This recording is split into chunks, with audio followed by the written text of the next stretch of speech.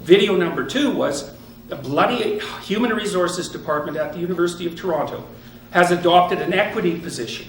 Okay, so what equity means is that it doesn't mean equality of opportunity. It means equality of outcome. And that is,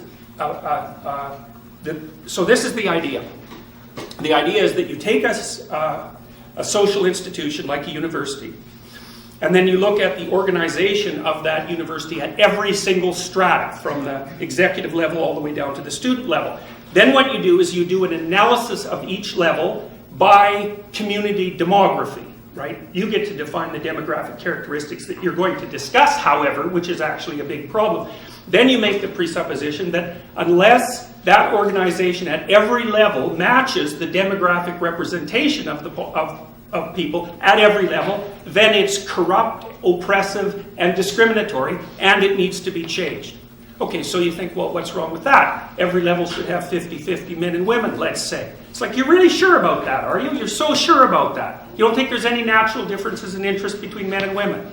Well, if you don't think so, then why are most psychology classes 80% women?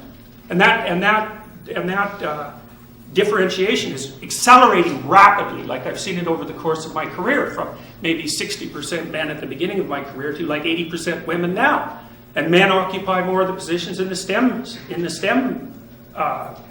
fields, at least for now. It's the same in bloody Scandinavia.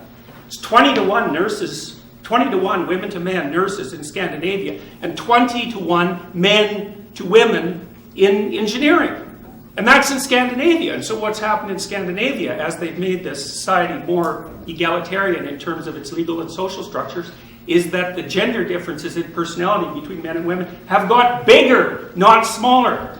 So what that means is that social constructionism isn't wrong. That's what it means. Wrong. Disproved. It's exactly the opposite of what the theory would have predicted, because the theory predicted, and God only knew how it was going to sort itself out.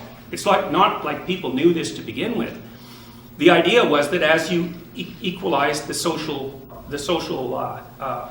structure, that the differences between men and women would disappear. Guess what? That didn't happen. And it's not studies of just a few hundred people in a few locations. Those are population-wide studies, and they've been replicated multiple times.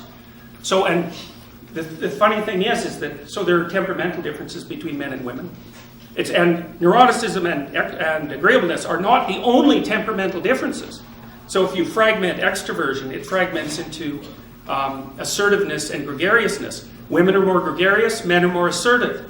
If you fragment conscientiousness into orderliness and industriousness, women are more orderly and men are more industrious. If you fragment openness, which is the creativity dimension, into interest in ideas and interest in aesthetics, you find that women are more interested in aesthetics and men are more interested in ideas.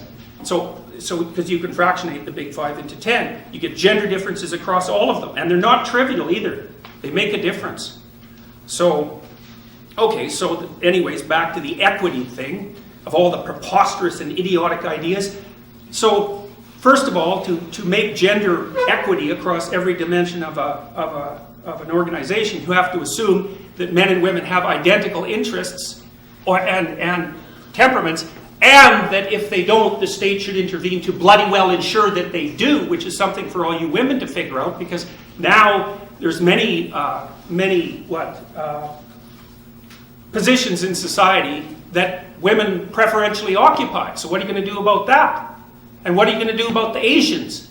Because they occupy preferential positions as well. You know, they're overrepresented in all sorts of professional institutions. And the probability is that that's going to increase.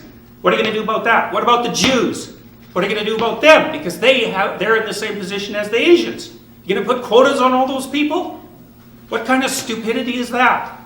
And then it's worse, too, because let's say you equalize women, and just for the sake of argument, across all these different dimensions of society. Well, then what are you going to do? Are you going to equalize for black women and Latino women and Asian women? Are you going to subtype black women? Because it's not like they're all the same. Are you going to ensure that women from lower classes are represented just as much as women from upper classes? And how many generations back are you going to go to check that? What about intelligence? What about attractiveness? How about height? How about weight? So the problem with the fractionation by group identity is that it's endless. There's no way of ensuring equality across groups because there's an infinite number of groups. You can fragment group identity all the way down to the level of the individual, which is exactly what you should do, which is what we already did in the West. We figured, well, the ultimate diverse population is a population of individuals, so you let the individuals sort it out. No, we're going to replace that with group. Well, what that means for the bloody social activists is that they'll be able to play this game forever because you can continually fractionate group identity ad nauseum, and so the system will never be equal.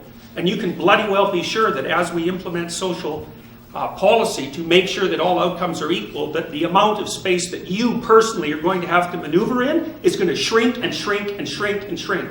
We've already seen that happen in many societies. You'd think we would have learned from the 20th century. So that's the equity issue. And then we're